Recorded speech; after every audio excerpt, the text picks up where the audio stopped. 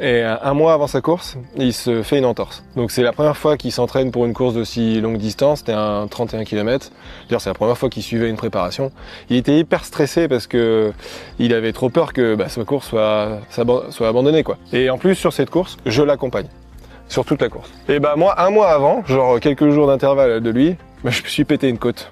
Je suis tombé en faisant des exercices au travail. Je me suis pété une côte. En fait, j'ai juste pris la chose, je lui ai expliqué qu'on va tout de suite rentrer dans le mode « Ok, je me suis fait mal, on va se mettre en mode récupération ».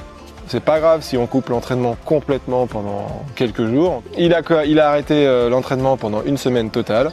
Il est venu me voir au cabinet, on a regardé son entorse, on a vu ça avec son kiné et son médecin. Il a posé une attelle pendant une semaine et pourquoi une semaine? Simplement parce qu'en fait il avait pas trop de douleur à la marche. Au bout d'une semaine, on s'est rendu compte qu'il avait plus de douleur à la marche, donc du coup on a viré l'attelle. Il a commencé à remarcher régulièrement. Au lieu de faire de la course, on a fait de la marche. Donc il a enchaîné de la marche sans douleur. À côté de ça, il a commencé à pouvoir intégrer des exercices musculaires avec des pointes de pied, du travail avec des élastiques, etc.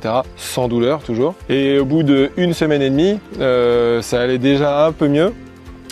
Donc on a déjà commencé à réintégrer de la marche-course dans l'axe. Vu que c'était une entorse latérale, tout ce qui était changement d'appui était encore un peu sensible.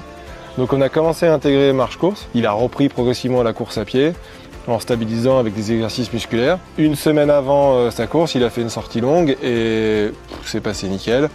Et puis le jour de sa course, c'était en montagne, aucun problème. Juste 2 secondes, une heure avant sa course, il me dit faut que tu me strappes, de peur de se faire quelque chose. Sauf qu'en fait, il avait aucune douleur. Strapper, ça aurait juste mis une sensation sur sa cheville pour lui rappeler qu'il a une entorse. Et puis en fait, on l'a pas fait parce que c'était stable et il a eu aucun souci pendant sa course, sa cheville a pas gonflé après.